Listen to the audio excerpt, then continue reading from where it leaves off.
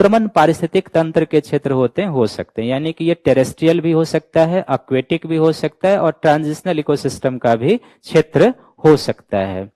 दूसरा इसमें है कि अगर ये स्थलीय पारिस्थितिक तंत्र है, टेरेस्ट्रियल इकोसिस्टम है, तो ऐसे क्षेत्र में वर्ष के 8 महीने कम से कम जल की उपलब्धता होनी चाहिए। अगर वो कोई वेटलैंड है तो वर्ष के 8 महीने जल की क्या होनी चाहिए, उपलब्धता होनी चाहिए।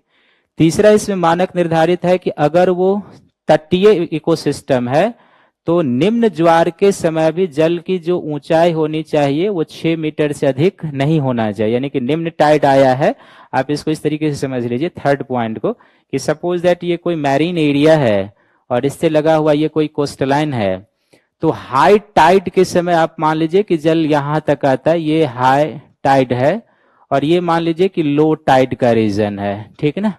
तो यहां पर जल की गहराई जो है सो कितनी अधिक होनी चाहिए, अधिकतम 6 मीटर से अधिक नहीं। तो ये जो एरिया होगा यही क्या कहलाएगा, तटीय आर्द्र भूमि का क्षेत्र हो सकता है, कोस्टल वेटलैंड के रीजन में आ सकता है। यानी कि निम्न ज्वार के समय भी जल की गहराई 6 मीटर से अधिक नहीं होना चाहिए।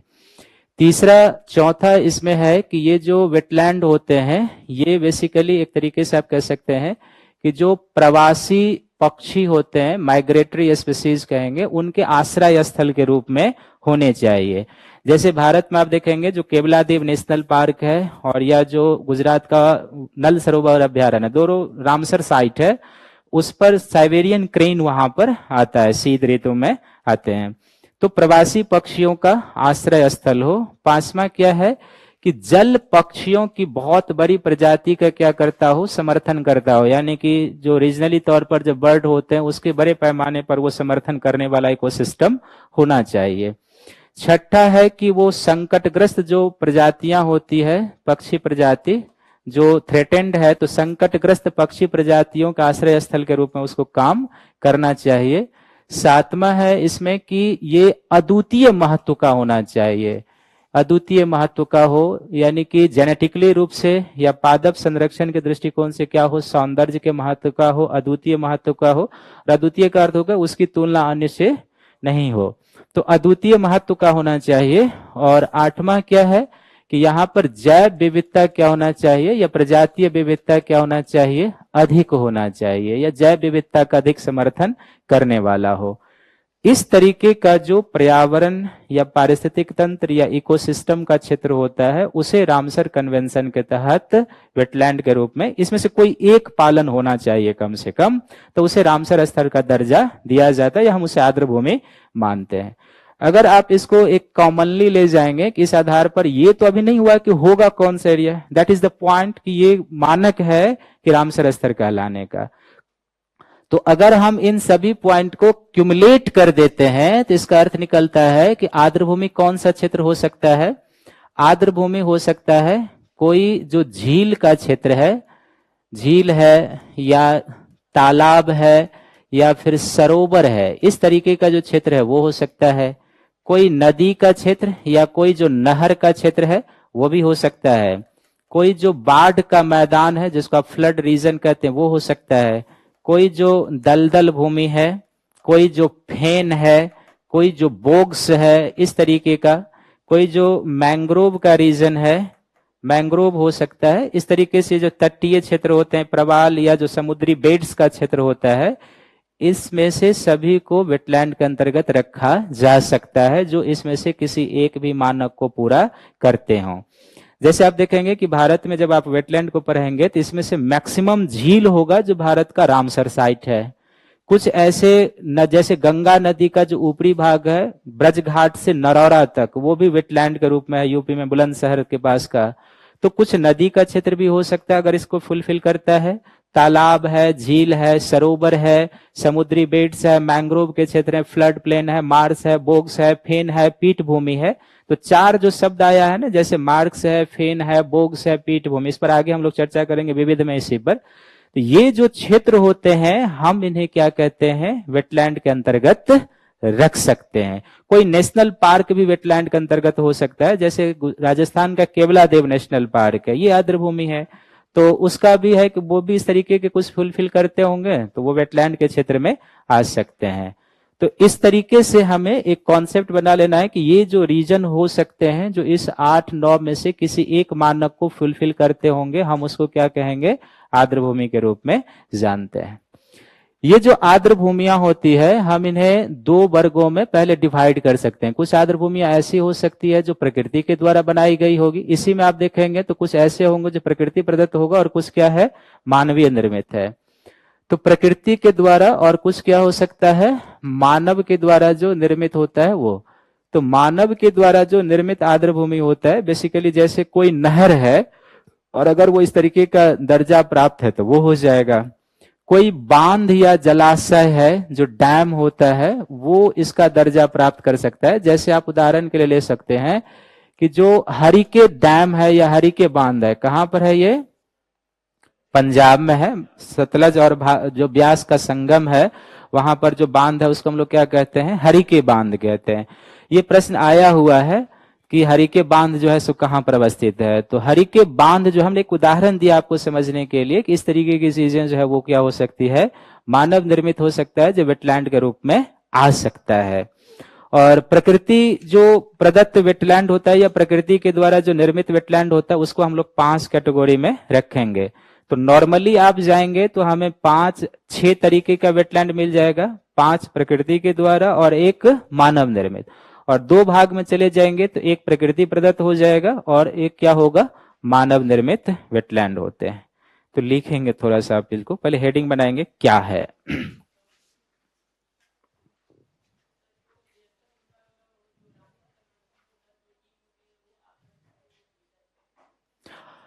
आर्द्र स्थल हम पहचान करते हैं। जैसे आप देखेंगे कि भारत में जो आर्द्र भूमियां हैं, इसके पहचान करने की जिम्मेदारी अब जो राज्य आर्द्र भूमि प्राधिकरण है उसको दे दिया गया है। और राष्ट्रीय स्तर की जो समितियां हैं भारत में, वो आर्द्र भूमि का चयन करके भेजती है रामसर स्थल का दर्जा प्राप्त करने के लिए। बात समझ में आ गई कि आर्द्र भूमि के रूप में पहचान करने की जिम्मेदारी हमारे संस्थाओं की है और उस आर्द्र भूमि को रामसर स्थल का दर्जा देने की जिम्मेदारी इस कन्वेंशन के तहत है।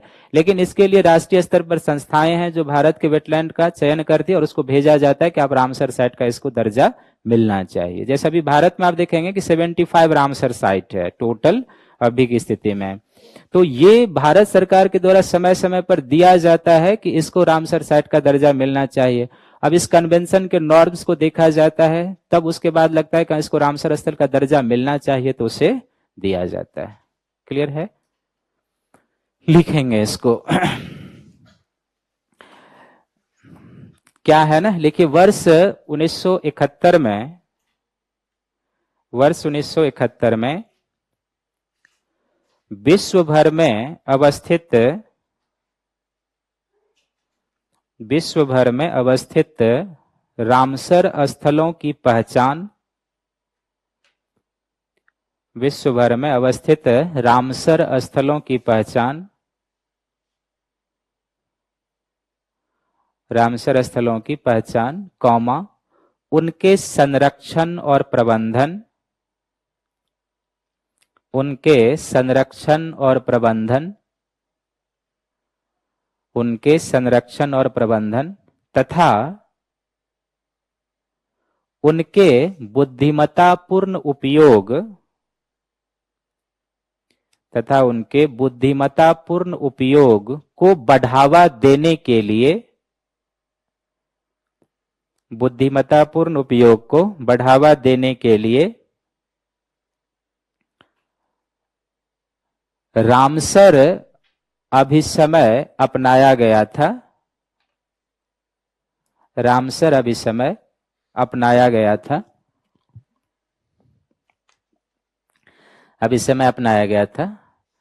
दूसरा पॉइंट इसी में बना के पॉइंट वाइज लिखेंगे। दूसरा पॉइंट लिखेंगे, रामसर ईरान का शहर है, रामसर ईरान का शहर है, जहां पर इस अभिसमय को, ईरान का शहर है जहां पर इस अभिसमय को, यानी किसको, रामसर, इस अभिसमय को अपनाया गया था,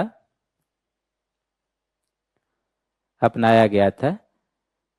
लेकिन इस अंतर सरकारी समझौते में, इस अंतर सरकारी समझौते में रामसर स्थल, रामसर स्थल,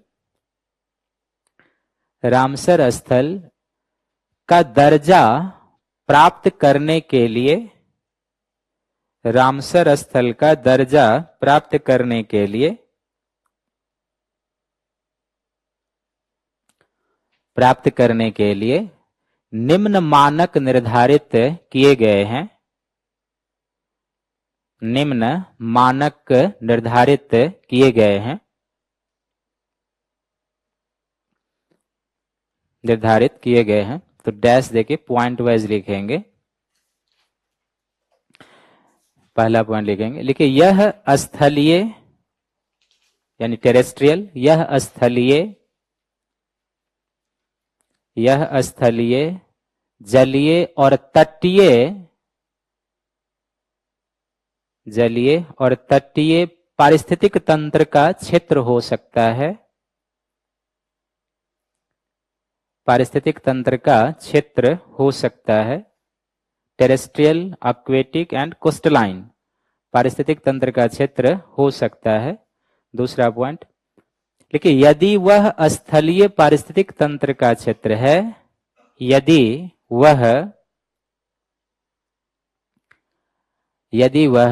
स्थलीय पारिस्थितिक तंत्र का क्षेत्र है, टेरेस्ट्रियल इकोसिस्टम का क्षेत्र है, तो वर्ष के 8 महीने, तो वर्ष के 8 महीने जल की उपलब्धता होनी चाहिए, 8 महीने जल की उपलब्धता होनी चाहिए। दूसरा पॉइंट देखिए, यदि वह तटीय पारिस्थितिक तंत्र है, यदि वह तटीय कोस्टलाइन इकोसिस्टम है, यदि वह तटीय पारिस्थितिक तंत्र है, तो निम्न ज्वार के समय भी, तो निम्न ज्वार के समय भी जल की गहराई, तो निम्न ज्वार के समय भी जल की गहराई 6 मीटर से अधिक नहीं होना चाहिए, 6 मीटर से अधिक नहीं होना चाहिए, 6 मीटर से अधिक नहीं होना चाहिए। अगला पॉइंट लिखेंगे, देखिए वह प्रवासी पक्षी के, वह प्रवासी पक्षी के आश्रय स्थल के रूप में कार्य करता हो, वह प्रवासी पक्षी के आश्रय स्थल, माइग्रेटरी बर्ड, प्रवासी पक्षी के आश्रय स्थल के रूप में कार्य करता हो। फिर अगला पॉइंट लिखेंगे, लेकिन जल पक्षी की बड़ी प्रजातियों का, जल पक्षी की बड़ी प्रजातियों का समर्थन करता हो, जल पक्षी की बड़ी प्रजातियों का समर्थन करता हो। फिर अगला पॉइंट लिखेंगे,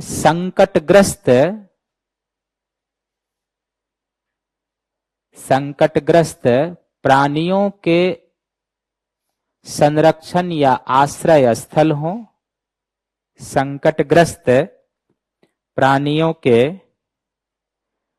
संरक्षण या आश्रय स्थल हो, संरक्षण या आश्रय स्थल हो। फिर लिखेंगे अद्वितीय महत्व का हो, अद्वितीय महत्व का हो, अद्वितीय महत्व का हो। फिर अगला अत्यधिक जैव विविधता और प्रजातीय विविधता का क्षेत्र हो, अत्यधिक जैव प्रजातीय विविधता का क्षेत्र हो, प्रजातीय विविधता का क्षेत्र हो। पैराग्राफ चेंज करके लिखेंगे, ऐसे एक एरो ले लेंगे और लिखेंगे, लिखिए इस आधार पर पैराग्राफ चेंज करके लिखिए, इस आधार पर,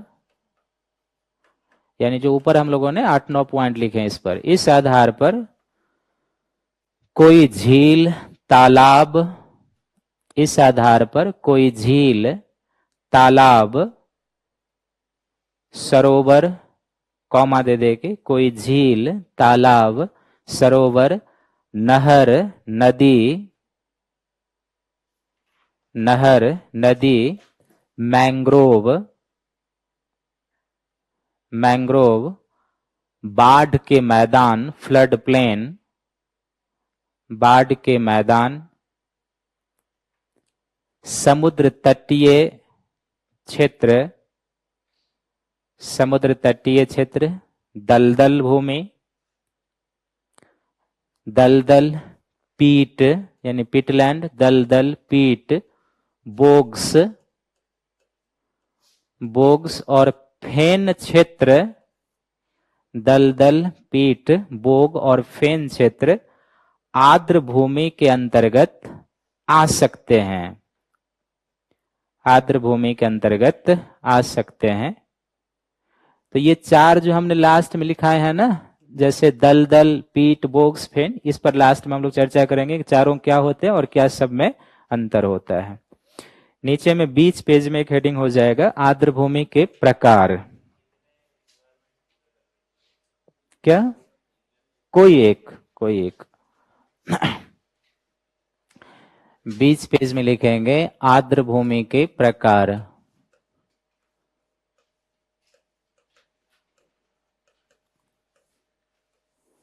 तो दो भागों में बट जाएंगे, एक हो जाएगा प्राकृतिक आर्द्र भूमि,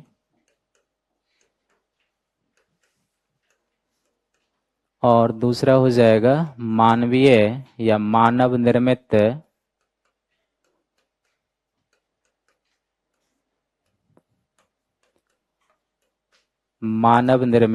आर्द्र भूमि।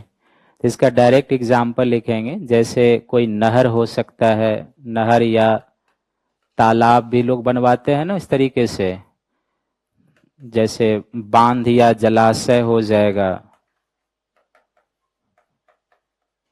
बांध या जलाशय। प्राकृतिक जो आर्द्र भूमियां होती है, इसको हम लोग क्या कर सकते हैं, 5 प्रकारों में या 5 वर्गों में रख सकते हैं। इसमें एक हो जाएगा समुद्री आर्द्र भूमि, समुद्री आर्द्र भूमि। दूसरा एग्जाम्पल हो जाएगा जैसे ज्वारनदमुख या समुद्र तटीय आप कर सकते हैं, ज्वारनदमुख आर्द्र भूमि। ज्वारनदमुख क्या होता है ये तो हम लोग जानते हैं, और ज्वारनदमुख कहने का अर्थ हो गया कि इसके अंतर्गत डेल्टा, मैंग्रोव सब का क्षेत्र आ जाएगा। तीसरा हो जाएगा जैसे सरोवर या झील आर्द्र भूमि, सरोवर या झील आर्द्र भूमि। फिर चौथा हो जाएगा नदीय आर्द्र भूमि, अगर कोई नदी है, नदीय आर्द्र भूमि। और पांचवा जो प्राकृतिक निर्मित आर्द्र भूमियां हो जाएंगी, वो हो जाएंगी कि वनस्पति और कुछ गैर वनस्पति वाली जो वेटलैंड होती है वो हो सकती है। वनस्पति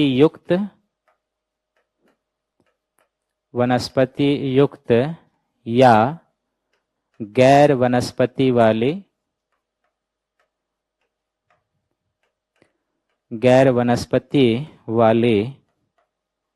आर्द्र भूमि।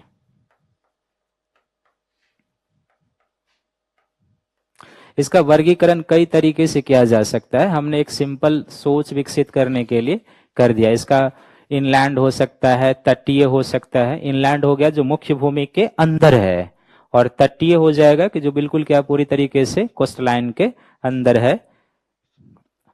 क्लियर है यहां तक? बढ़े हैं आगे? नहीं बढ़े हैं? ब्रेक दे दें? ठीक है, तो 5 मिनट का ब्रेक ले लेते हैं। तो हम लोग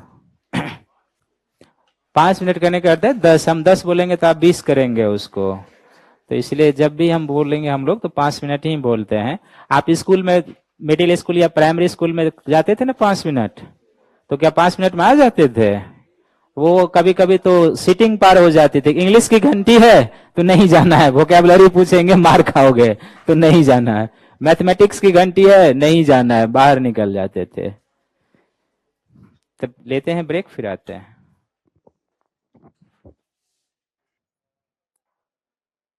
आ गए आप लोग ईंधन लेके?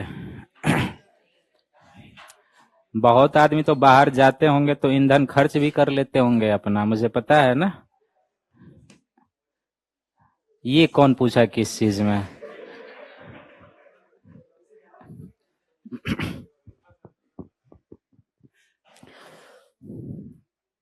बहुत चीजें ऐसी होती है कि वो पर्दे के पीछे रहे तो ज्यादा अच्छा लगता है।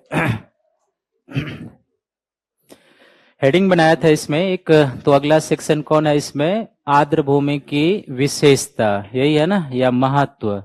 आप नीचे में एक हेडिंग बनाएंगे, आर्द्र भूमि की विशेषता महत्व।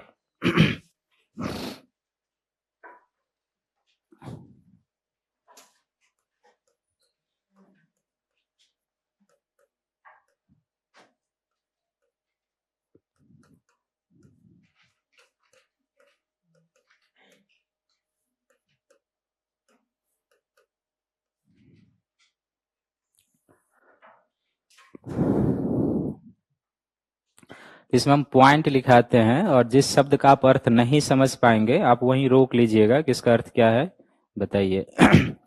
पॉइंट वाइज लिखेंगे। पहला पॉइंट लिखिए, इसमें लिखिए आर्द्र भूमि को प्रकृति का किडनी कहते हैं। प्रकृति का किडनी कहते हैं। क्या? गुर्दा।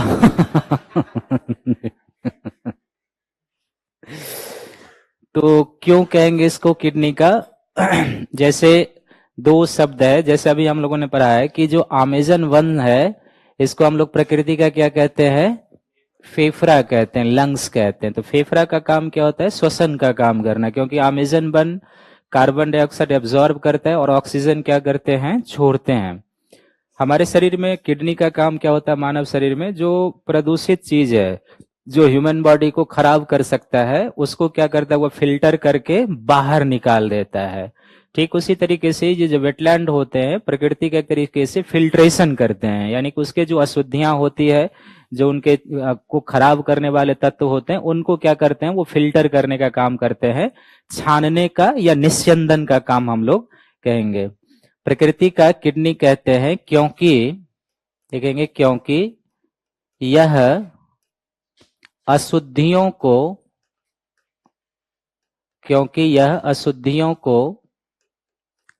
फिल्टर करने का कार्य करते हैं, छानने का, क्योंकि यह अशुद्धियों को फिल्टर करने का कार्य करते हैं, फिल्टर करने का कार्य करते हैं। दूसरा पॉइंट लिखेंगे, लिखिए आर्द्र भूमि की दलदल भूमि, आर्द्र भूमि की दलदल भूमि और वनस्पति की जड़ें, रूट और वनस्पति की जड़ें भारी प्रदूषणकारी तत्वों को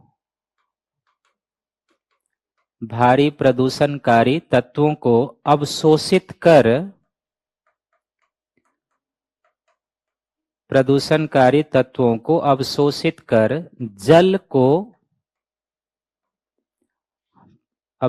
कर जल को शुद्धिकरण का कार्य करते हैं।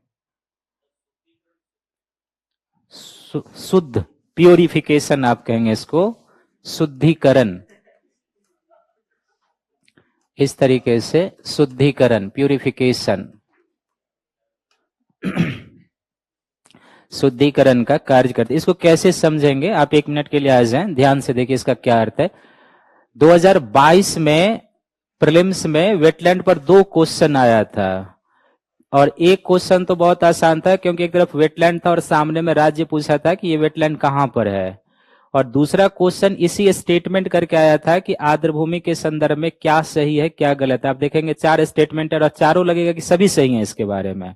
यूपीएससी उसका क्या आंसर देगी वो यूपीएससी जानती है, क्योंकि उसमें लगभग 2 स्टेटमेंट 100% करेक्ट है वेटलैंड के बारे में। अब दोनों में क्या होगा कि संभव है कि वो डिफरेंशियल मार्किंग भी करते होंगे कि जो सबसे क्लोज है वो जो उत्तर करेगा उसको ज्यादा, और जो करेगा वो, जैसे बीपीएससी में चर्चा है कि डिफरेंशियल मार्किंग भी हो सकती है इस तरीके से। तो ये इसका अर्थ क्या है कि जैसे मान लीजिए कि उदाहरण के लिए कि ये कोई झील है, आर्द्र भूमि है, ठीक ना, तो इस झील क्षेत्र में मान लीजिए कि जो तटीय क्षेत्र में हमें क्या मिलता है, वनस्पतियां भी मिलती है और घास जो होते हैं, जो कुछ इस तरीके कास्ट पौधे होते हैं वो मिलते हैं। अगर इसमें नदी के माध्यम से या वर्षा जल के माध्यम से टेरेस्ट्रियल पानी आता है, स्थलीय पानी आता है, तो हो सकता है कि उसके साथ क्या होगा, बहुत सारा प्रदूषणकारी तत्व वो क्या करेगा, ड्रेन करके लाएगा। लेकिन ये जो प्रदूषणकारी तत्व जिसमें हो सकता है कि कार्बनिक प्रदूषक हो सकता है और अकार्बनिक, भारी प्रदूषक का यहाँ पर अर्थ है जैसे सीसा है, जस्ता है, इस तरीके के जो लेड है, पारा है, इस तरीके के जो कण है, इसका अर्थ यहाँ पर यह है। तो ये जब इस वेटलैंड में प्रवेश करेंगे तो इस वनस्पति की जो जड़ें हैं इसको क्या करती है, रोक लेगी, एब्जॉर्ब करती है, ये रोक लेगी, या इसकी जो दलदल भूमि मिट्टियां हैं इसमें क्या होगा, वो एब्जॉर्ब हो जाएगा, तो इसके आगे वो क्या होगा, नहीं जा पाएगा। तो इस रूप में हम कहते हैं कि ये जो वेटलैंड होते हैं जल के शुद्धिकरण का कार्य करते हैं। यही स्टेटमेंट आया था कि आर्द्र भूमि, आपके पास 2022 का क्वेश्चन होगा तो देखिएगा क्या करते हैं जिसके कारण जो इसको सबसे महत्वपूर्ण माना जाता है। तो हम इसे किडनी भी कहते हैं और ये क्या करते हैं, जल के शुद्धिकरण का भी कार्य करते हैं कुछ इस रूप में, ताकि जो हैवी मटेरियल्स आता है जिस माध्यम से भी आए उसकी जो आर्द्र भूमि की मिट्टियां होती है, जो वनस्पति होती है, वो क्या करती है, उसको फिल्टर कर लेती है, अपने में समाहित कर लेती है, आगे नहीं जाने देती है। तीसरा पॉइंट लिखेंगे, यह कार्बन सिंक के बड़े क्षेत्र होते हैं, यह कार्बन सिंक के बड़े क्षेत्र होते हैं, कार्बन सिंक के बड़े क्षेत्र होते हैं। उसी में एक पॉइंट और आगे बढ़ जाएगा, यानी उसी पॉइंट में लेकिन पीट जो आर्द्र भूमि के अंतर्गत आते हैं, पीट लैंड, पीट भूमि, पीट भूमि में विश्व के 30%, विश्व के 30% जैविक कार्बन का भंडार है, विश्व के 30% जैविक कार्बन का भंडार है। इस प्रकार आर्द्र भूमियां, इस प्रकार आर्द्र भूमियां भूमंडलीय तापन को कम करते हैं, इस प्रकार आर्द्र भूमियां भूमंडलीय तापन को कम करते हैं, ग्लोबल वार्मिंग को कम करते हैं। चौथा पॉइंट लिखेंगे, देखिए मौसम और जलवायु का, मौसम और जलवायु का परिमार्जन करते हैं, यानी शुद्धिकरण, मौसम और जलवायु का परिमार्जन करते हैं, परिमार्जन करते हैं। पांचवा, जैव भू रासायन चक्र, जैव भू रासायन चक्र के क्रियान्वयन में, इस शब्द से तो हम लोग परिचित हैं, जैव भू रासायन चक्र के क्रियान्वयन में भूमिका निभाते हैं, जैव भू रासायन चक्र के क्रियान्वयन में भूमिका निभाते हैं। छठा, उच्च पारिस्थितिकीय उत्पादकता, उच्च पारिस्थितिकीय उत्पादकता के क्षेत्र होते हैं। पढ़े हैं ना हम लोग, पारिस्थितिकीय उत्पादकता में वेटलैंड की चर्चा हुई थी ना, उच्च पारिस्थितिकीय उत्पादकता के क्षेत्र होते हैं। सातवां, इकोटोन के भी क्षेत्र होते हैं, इकोटोन के क्षेत्र होते हैं। इकोटोन क्या, ये तो हम लोग जानते हैं, इकोटोन के क्षेत्र होते हैं, जैसे मैंग्रोव आर्द्र भूमि, इकोटोन के क्षेत्र होते हैं जैसे मैंग्रोव आर्द्र भूमि। फिर आठवां लिखेंगे, उच्च प्रजातीय विविधता पाई जाती है, यानी फ्लोरा और फौना की उच्च प्रजातीय विविधता, उच्च प्रजातीय विविधता पाई जाती है। 9वां इकोटोन के क्षेत्र होते हैं।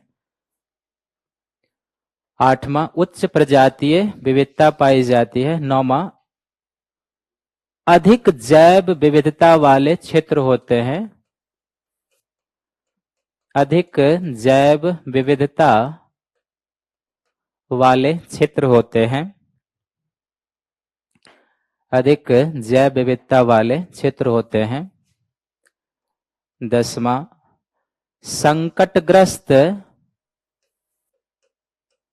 संकटग्रस्त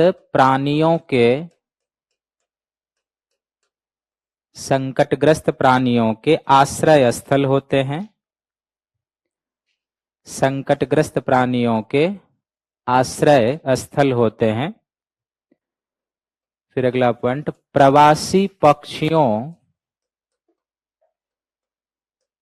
प्रवासी पक्षियों के माइग्रेटरी बर्ड, प्रवासी पक्षियों के आश्रय स्थल होते हैं। जैसे प्रवासी पक्षियों के आश्रय स्थल होते हैं, जैसे राजस्थान का केवलादेव नेशनल पार्क, जैसे राजस्थान का केवलादेव नेशनल पार्क, और गुजरात का नल सरोवर अभयारण्य, और गुजरात का नल सरोवर अभयारण्य, साइबेरियन क्रेन, नल सरोवर अभयारण्य साइबेरियन क्रेन के आश्रय स्थल हैं। साइबेरियन क्रेन के आश्रय स्थल हैं। साइबेरियन क्रेन के आश्रय स्थल हैं केवलादेव नेशनल पार्क और नल सरोवर अभयारण्य। 12वां पॉइंट लिखेंगे, यह बाढ़ और सूखे से सुरक्षा प्रदान करते हैं। फ्लड एंड ड्रॉट, बाढ़ और सूखे से सुरक्षा प्रदान करते हैं। बाढ़ और सूखे से सुरक्षा प्रदान करते हैं। 13वां पॉइंट लिखेंगे, लिखिए मृदा अपरदन को नियंत्रित करते हैं। मृदा अपरदन को नियंत्रित करते हैं तथा मृदा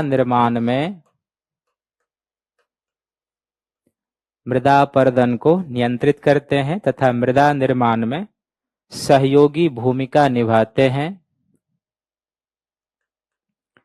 मृदा निर्माण में सहयोगी भूमिका निभाते हैं। 14वां, लेकिन तटीय क्षेत्र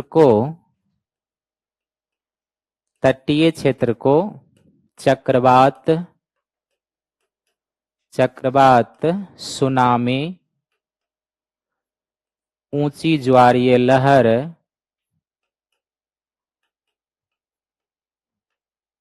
तटीय क्षेत्र को चक्रवात, सुनामी, ऊंची ज्वारीय लहर से सुरक्षा प्रदान करते हैं। सुरक्षा प्रदान करते हैं। सुरक्षा प्रदान करते हैं। 15वां लिखेंगे, लिखिए ये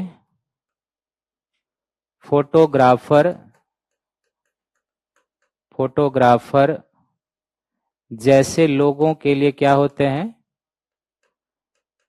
फोटोग्राफर जैसे लोगों के लिए आकर्षण के क्षेत्र होते हैं, आकर्षण के केंद्र बिंदु होते हैं। आकर्षण के केंद्र बिंदु होते हैं। प्राकृतिक पर्यटन के क्षेत्र होते हैं। प्राकृतिक पर्यटन के क्षेत्र होते हैं। लेकिन आर्द्र भूमि के संसाधन आर्द्र भूमि के संसाधन,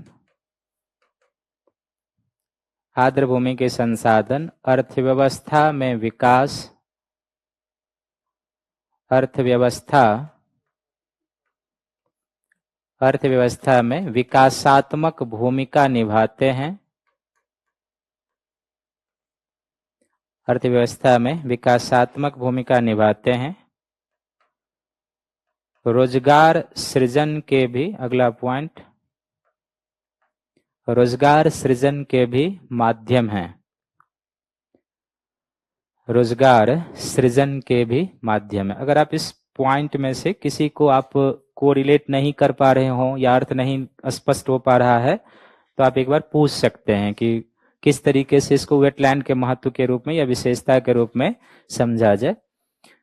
हम ही चले जाते हैं नीचे से। तो जैसे रोजगार है तो वेटलैंड के क्षेत्र में अभी हम लोग देखेंगे कि इससे हमको लाभ क्या मिलता है। जैसे वेटलैंड से हम फिशिंग करते हैं, कोई झील का क्षेत्र है तो फिशिंग करते हैं, वहां से ईंधन या चारा एकत्रित करते हैं। तो जाहिर सी बात है कि ये वहां पर क्या है कि कुछ जो लोग होते हैं उसको रोजगार, जो फिशिंग करने वाला लोग उसके लिए रोजगार है। तो इस रूप में वो पर्यटन करने के लिए जाएंगे तब भी वहां पर क्या होगा कि यदि कोई ये रीजन है तो जाहिर सी बात है कि पर्यटन के माध्यम से भी वहां पर क्या होगा, रोजगार के अवसर जनरेट होते हैं, होटल इंडस्ट्री को बढ़ावा मिलेगा, अन्य चीजों को प्रमोट मिलता है। संसाधन के माध्यम से अर्थव्यवस्था में विकासात्मक होता है। और जो वेटलैंड का क्षेत्र होता है यहाँ से आपको जैव संसाधन मिलता है, जैसे मछली है, वनस्पति है, ईंधन है, चारा है, बहुत सारा जो जल के नितल में पाया जाता है, शंख, मीन, इस तरीके की जो चीजें होती है वो आप प्राप्त करते हैं जो अर्थव्यवस्था में सपोर्ट करते हैं। $1 मिलियन की भूमिका है इसकी। प्राकृतिक पर्यटन के क्षेत्र हैं, जैसे कि आप मान लीजिए हमारे यहाँ कोई भी केवलादेव नेशनल पार्क है या कुछ भी है, जब आप देखते हैं तो वो क्या है, एक मन को आकर्षित करता है और नेचुरल जो है वो टूरिज्म का क्षेत्र है। जो वाइल्ड फोटोग्राफर होते हैं, आप भी कैमरा लेके जाते हैं तो अच्छे अच्छे दृश्य को क्या करते हैं, कैप्चर करने का प्रयास करते हैं। तो वैसे ही ये सबको अच्छा लगता है, कोई जरूरी नहीं फोटोग्राफर, आप भी जाएंगे और एक साथ यदि आप 100 पक्षियों को उड़ते हुए कलोहाल करते हुए देखेंगे तो मन कर ही जाता है कि इसको साथ ना करके तो ऐसे सेल्फी तो एक बार ले ही लेते हैं लोग। आजकल तो लोग हाँ देखते हैं ना कि अपना सेल्फी, कई बार क्या होता है कि अपना सेल्फी लेते समय ये भूल जाते हैं और गिर जाते हैं, कई बार मृत्यु भी हो जाती है ना लोगों के, कि वो गए और वहां से गिर के खत्म। तो तटीय क्षेत्र को चक्रवात और सुनामी से सुरक्षा करते हैं। जैसे कि आप भारत के उदाहरण से आप समझिए कि जैसे बंगाल की खाड़ी में अगर साइक्लोन आता है या सुनामी या इस तरीके से कुछ, तो तटीय क्षेत्र के जो मैंग्रोव होते हैं, चूंकि मैंग्रोव इसमें है ना, या ज्वारनदमुख या स्वरी है, ये क्या करेगा, इस साइक्लोन के प्रभाव को या जो ज्वारीय लहरें होती है उसके इंपैक्ट को क्या करता है, कम कर देगा, कोस्टल इरोजन को कम कर देगा। तो ये कोस्टल इकोसिस्टम के लिए क्या होता है, बहुत ही महत्वपूर्ण होता है, क्योंकि मैंग्रोव हो तो इनकी जो जड़ें होती है लंबी होती है, एरियल रूटें होती है। तो जो एरियल सघन रूटें होती है वो पानी के वेग को क्या करेगा, कम करता है। जो मैंग्रोव की वनस्पति की वृक्ष होते हैं ना, पत्तियां बहुत ही सघन होती है, जैसे आप इवरग्रीन फॉरेस्ट की पत्तियां होती है लगभग उसी टाइप का सघन होता है। अंतर केवल यही है कि इवरग्रीन में पत्तियां चौड़ी होती है, यहाँ पत्तियां क्या होती है, छोटी होती है, बहुत डेंस होता है। तो वो हवा के वेग को, जब आप देखते हैं कि साइक्लोन आता है तो विंड में, साइक्लोन में विंड की गति कभी कभी 150-200 किलोमीटर से भी ऊपर निकलती है। तो उतने गति के रफ्तार की अपने तटीय क्षेत्रों में क्या करेगी, बहुत ही विनाश करती है। तो उसके इंपैक्ट को ये क्या करेंगे, कम करते हैं। हाई टाइड आ जाए तो उसके भी प्रभाव को क्या करते हैं, कम करते हैं। तो इस रूप में इसका क्या है, महत्व है। मृदा अपरदन को भी नियंत्रित करते हैं। अगर कोई मान लीजिए कि आर्द्र भूमि का क्षेत्र है तो वनस्पति की जो जड़ें होती है, वैसे ही आप मृदा निर्माण में पढ़े होंगे कि वनस्पति की जड़ें नमी बनाए रखती है, वो मृदा को आपस में या मिट्टी को आपस में क्या करते हैं, बांध के रखते हैं। इस रूप में वो सॉइल कंजर्वेशन में भी सहायक है। और वनस्पति की पत्तियां जो होती है वो गिरती है तो खेतों में ह्यूमस सब का निर्माण होता है, जिस रूप में मृदा के निर्माण में भी क्या होता है, सहायक होता है। बाढ़ और सूखे से सुरक्षा करते हैं। इसका अर्थ यही है कि अगर वेटलैंड का कोई क्षेत्र है और उसमें जल है तो जल के कमी के समय इस जल का आप क्या कर सकते हैं, यूज कर सकते हैं। तो ये क्या कर सकता है, ड्रॉट के इंपैक्ट को कम कर सकता है। जैसे एक उदाहरण के लिए मान लीजिए अगर दिल्ली के आसपास कोई झील हो तो जब पानी की स्कार्सिटी होती है तो उस झील के पानी का क्या किया जा सकता है, यूज तो किया जा सकता है। तो हमने उस झील सबको भर के क्या कर दिया, बिल्डिंगें खड़ी कर दी है। तो इसलिए हमें क्या है, ड्रॉट का भी अधिक सामना करना पड़ रहा है और फ्लडिंग का भी अधिक सामना। फ्लड से ये कैसे सुरक्षा करेंगे, तो आप जैसे देखो कि आप कहीं पर अगर फ्लड आता है पहले, तो आसपास के गांव या शहरों क्षेत्र में क्या होगा कि अगर आसपास में कोई तालाब है, कोई झील है, कोई सरोवर है, कोई जल संचय का क्षेत्र है, तो जल पहले उसमें स्टोर होगा। उसके बाद जो सरप्लस जल होगा वो बस्ती की ओर या फिर शहरों की ओर अतिक्रमण करना शुरू करता है। तो इस तरीके के जो पारिस्थितिक तंत्र के क्षेत्र होते हैं, ये दोनों ही दृष्टिकोण से हमारे लिए मददगार होते हैं। प्रवासी पक्षी का आश्रय स्थल होते हैं, कुछ हमने एग्जाम्पल लिखा ही दिया कि इस रूप में वो अभी शीत ऋतु का समय है, तो जो साइबेरियन क्रेन है केवल केवलादेव तक ही नहीं आते, ये बिहार तक चले जाते हैं। दरभंगा सबका डिस्ट्रिक्ट है, वहां पे आपने नाम सुना होंगे, वहां पर एक कुशेश्वर स्थान है, कुशेश्वर सबका क्षेत्र है, हाँ, वहां तक ये माइग्रेट करके चले जाते हैं। तो कोई जरूरी नहीं है, हमने कुछ एग्जाम्पल दे दिया ताकि आप इसको समझ सके। फिर इसी तरीके से संकटग्रस्त प्राणियों का आश्रय, यानी कि जो विलुप्तीकरण के कगार पर, हालांकि इसकी कुछ क्राइटेरिया होती है, जब बायोडायवर्सिटी वाले टॉपिक में जाएंगे तो उसमें आ जाएगा कि कौन संकटग्रस्त होते हैं, वो एक टेक्निकल टर्म है। लेकिन यहाँ पर अधिक जैव विविधता वाले क्षेत्र होते हैं, ये हम लोगों ने पढ़ा ही है। उच्च प्रजातीय विविधता पाई जाती है। इकोटोन के क्षेत्र हैं, कुछ आर्द्र भूमियां ऐसी हो सकती है जो तटीय है, जैसे मैंग्रोव है। सुंदरबन एक आर्द्र भूमि का क्षेत्र है, तो सुंदरबन क्या है, एक मैंग्रोव का क्षेत्र है, जो इकोटोन का भी क्षेत्र हो जाएगा। हाई पारिस्थितिकी उत्पादकता पाई जाती है यहाँ पे। जैव भू रसायन चक्र क्या है और इसमें वेटलैंड की क्या भूमिका होगी, ये हम लोग जानते हैं। जल चक्र में ये सपोर्ट करेंगे, कार्बन चक्र में सपोर्ट करेंगे, ऑक्सीजन चक्र में सपोर्ट करेंगे, और जो अवसादी चक्र होता है उसमें भी थोड़ी बहुत इनकी भूमिका होगी। खासकर 3 चक्र, जल चक्र, कार्बन चक्र और ऑक्सीजन चक्र में तो है ही। मौसम और जलवायु का परिमार्जन करेंगे, यानी कि जैसे वायु प्रदूषण है, तो वनस्पति जहां पर अधिक हो वहां पर नॉर्मली क्या होता है कि आपको 2 चीजों का एहसास होगा, टेम्परेचर भी कम होगा, वहां पर वायु की शुद्धता अधिक होगी। इसीलिए कहते हैं ना कि आप वृक्ष के पास रहें तो टेम्परेचर का भी फर्क होगा, वायु की शुद्धता होगी। ये प्यूरिफिकेशन करते रहते हैं, प्रकृति का ये गुण है। कार्बन सिंक का क्षेत्र हम लोग जानते हैं, और पीठभूमि जो है संसार में, इसमें लगभग विश्व के 30% कार्बन जो है वो संचित है जैविक कार्बन के रूप में। इसका अर्थ है कि ये ग्लोबल वार्मिंग को कम करने में बहुत बड़ी भूमिका निभाते हैं, क्योंकि अगर पीठभूमियां समाप्त होती है तो इसमें जो स्टोरेज कार्बन है वो क्या होगा, रिलीज होकर वायुमंडल में आएगा, जो ग्रीन हाउस गैस को बढ़ाएगा। और फिर हम लोगों ने लिखा है कि यहाँ की जो जड़ें होती है वो क्या होती है कि जो भारी प्रदूषक तत्व होता है, जैसे पारा है, सीसा है, इस तरीके का जो प्रदूषक होता है उससे क्या करते हैं, जल प्रदूषण को बचाते हैं, क्योंकि इसकी जो दलदल भूमियां होती है, जो वनस्पति होती है, इसको क्या करते हैं, एब्जॉर्ब करते हैं, फिल्टर करने का प्रयास करते हैं। और फिर प्रकृति का किडनी क्यों कहते हैं, अपने शरीर से तुलना करके समझना कि जिस तरीके से मानव के शरीर में किडनी की भूमिका होती है उसी तरीके से यहाँ पर करते हैं। तो यहाँ पर स्टेटमेंट करके कई बार पीटी में भी आता है कि आर्द्र भूमि के बारे में क्या सही है और क्या गलत है, तो थोड़ा सा इसको ध्यान में रखना।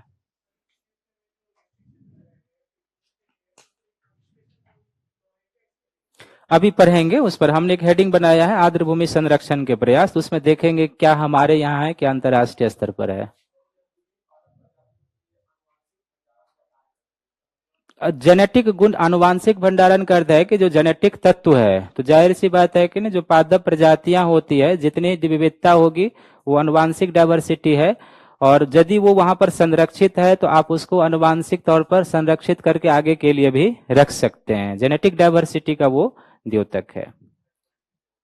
थर्ड पॉइंट फिर से बता दें, कि जैसे कि मान लीजिए कि ये कोई पीठ भूमि है ना, तो वायुमंडल का जो कार्बन है वो इस पीठ भूमि में क्या, पीठ भूमि का अर्थ होता है कि एक ऐसी भूमियां ये होती है जिसमें वनस्पति पूर्णतः अपघटित अवस्था में नहीं मिलता है, यानी कि कुछ अपघटित भी हैं और कुछ वो वैसे हैं।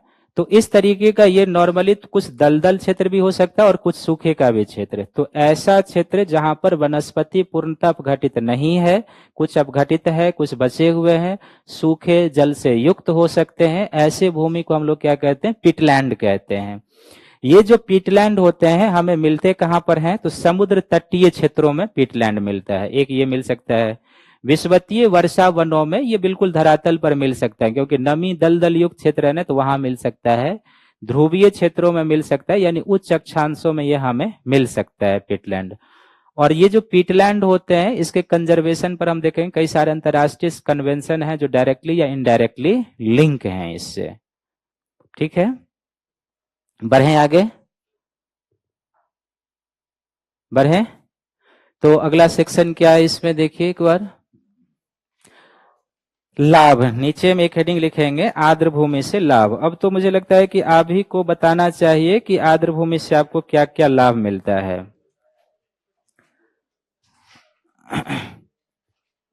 एक हेडिंग बना लेंगे आर्द्र भूमि से लाभ।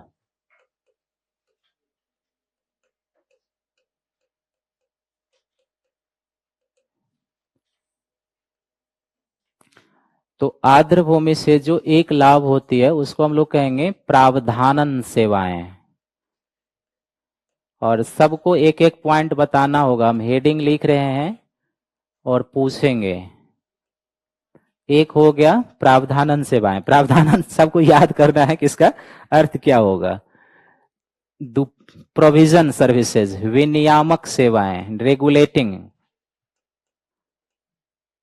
विनियामक सेवाएं।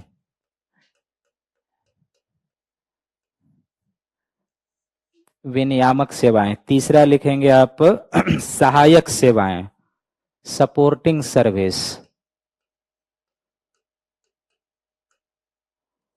सहायक सेवाएं। और चौथा लिखेंगे सांस्कृतिक सेवाएं, सांस्कृतिक सेवाएं, कल्चरल सर्विस। तो आप बताइए अब इसमें क्या होगा, प्रावधानन सेवाओं में क्या मिलता है हमें। प्रावधानन सेवा का अर्थ क्या होता है, जो प्रकृति से हमें वस्तु के रूप में प्रत्यक्ष रूप से प्राप्त होता है। तो वस्तु के रूप में आपको प्रकृति से क्या प्रत्यक्ष रूप में मिलता है, ईंधन मिलता है, चारा मिलता है, खाद्य पदार्थ, कंद मूल, यही ना, कच्चे माल की प्राप्ति होती है, इस तरीके की चीजें। सहायक सेवाओं का क्या अर्थ होता है, जो प्रकृति के गुणवत्ता को बनाए रखने में मददगार हो। सहायक होने का क्या अर्थ होता है, जो सपोर्ट करे। तो जो क्वालिटी मेंटेन रखने में सहायक हो उसको हम लोग क्या कहेंगे, सहायक सेवाएं कहेंगे। रेगुलेटिंग सर्विस का अर्थ है कि जो परिमार्जन करे, किसी चीजों का परिमार्जन करे, क्वालिटी को इनहांस कर दे, वो है। और सांस्कृतिक सेवाएं तो हम लोग जानते हैं क्या होगा इसमें। तो आप लिखिए पहले प्रावधानन सेवा की ओर, लिखिए खाद्य पदार्थ की प्राप्ति, या सीधे लिखिए खाद्य पदार्थ। ईंधन और चारा, उसी तरफ ईंधन और चारा, ईंधन और चारा। फिर लिखेंगे अगला आनुवांशिक उत्पाद, जो वनस्पति या जो आनुवांशिक उत्पाद, कच्चे माल, कच्चे माल, स्वच्छ जल, जल भी तो यूज करते हैं ना हम लोग विभिन्न मानवीय कार्यों में, स्वच्छ जल। तो ये इस तरीके की जो सर्विसेज होती है वो हम डायरेक्ट यूज करते हैं ना, तो वो हो जाएगा। विनियामक सर्विस में लिखेंगे मौसम और जलवायु का नियमन, विनियामक में मौसम और जलवायु का नियमन। प्रदूषण नियंत्रण, पढ़े हैं ना हम लोग कि वनस्पति की दूसरा पॉइंट प्रदूषण नियंत्रण, विनियामक सर्विस में दूसरा प्रदूषण नियंत्रण। तीसरा पॉइंट लिखेंगे प्राकृतिक आपदाओं से सुरक्षा। अभी देखे ना कोस्टल क्षेत्र में प्राकृतिक आपदाओं से सुरक्षा, प्राकृतिक आपदाओं से सुरक्षा। चौथा मृदा अपरदन से सुरक्षा, मृदा अपरदन से सुरक्षा। सहायक सेवा में लिखेंगे सपोर्टिंग सर्विस में पोषक तत्वों का चक्रण, पोषक तत्वों का चक्रण, पोषक तत्वों का चक्रण। दूसरा परागन, ये भी क्या है, सहायक ही है ना, क्योंकि ये विकास में सहायक है। परागन, पॉलिनेशन, तीसरा लिखेंगे मृदा निर्माण में सहायक, मृदा निर्माण में सहायक। जैव विविधता संरक्षण, उसी में जैव विविधता संरक्षण। प्राथमिक उत्पादकता को प्रोत्साहन, उसी में प्राथमिक उत्पादकता को प्रोत्साहन। प्राथमिक उत्पादकता को प्रोत्साहन। सांस्कृतिक सेवा में लिखेंगे सौंदर्य महत्व या सौंदर्यात्मक महत्व, सौंदर्यात्मक महत्व। पर्यटनात्मक या पर्यटन, सौंदर्यात्मक पर्यटनात्मक महत्व। शैक्षणिक महत्व, एजुकेशनल, शैक्षणिक महत्व। मनोरंजन या मनोरंजनात्मक, मनोरंजनात्मक, मनोरंजनात्मक महत्व। आध्यात्मिक और प्रेरणादायक, आध्यात्मिक और प्रेरणादायक। नेक्स्ट हो जाएगा आर्द्र भूमि पर संकट। आर्द्र भूमि पर संकट किस चीज से संकट है? प्राकृतिक कारणों से कुछ है? प्राकृतिक कारणों से, और दूसरा क्या हो जाएगा? मानवीय कारणों से।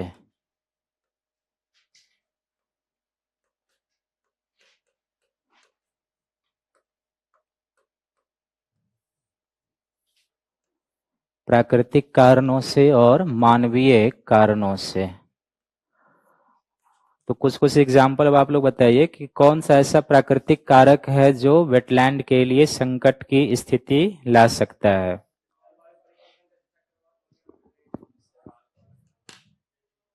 कारण बताना है कि ये ऐसे फैक्टर हैं जो वेटलैंड को या प्रकृति की गुणवत्ता को प्रभावित कर रहे हैं। कुछ कुछ जलवायु परिवर्तन और प्राकृतिक कारणों से, जैसे समुद्र तटीय जो आर्द्र भूमि है उसको किससे खतरा है? एक चक्रवात से खतरा है, दूसरा सुनामी से खतरा है, तीसरा क्या है कि जो सी लेवल राइज कर रहा है उससे भी खतरा है ना। जैसे जिस तरीके से बंगाल खाड़ी राइज कर रहा है, जो सुंदरबन मैंग्रोव का क्षेत्र है जो वेटलैंड के रूप में, उसका एरिया धीरे धीरे क्या हो रहा है? डूबते जा रहा है। तो जो कोस्टल आर्द्र भूमि का क्षेत्र है उसको इन चीजों से क्या है? चुनौती आ रही है। तो पहला प्रकृति की तरफ लिखेंगे समुद्र तटीय आर्द्र भूमि को, समुद्र तटीय आर्द्र भूमि को, समुद्र तटीय आर्द्र भूमि को उष्णकटिबंधीय चक्रवात, उष्णकटिबंधीय चक्रवात, सुनामी, उष्णकटिबंधीय चक्रवात, सुनामी और समुद्र जलस्तर में वृद्धि से, समुद्र जलस्तर में वृद्धि से चुनौती मिल रही है, चुनौती मिल रही है। दूसरा पॉइंट लिखेंगे स्थलीय, प्राकृतिक की तरफ ही, स्थलीय आर्द्र भूमि को, स्थलीय आर्द्र भूमि को बाढ़ और सूखे, प्राकृतिक कारणों से भी तो आते हैं ना, फ्लड एंड ड्रॉट। स्थलीय आर्द्र भूमि को बाढ़ और सूखे, बाढ़ और सूखे की चुनौती का सामना करना पड़ रहा है, सामना करना पड़ रहा है।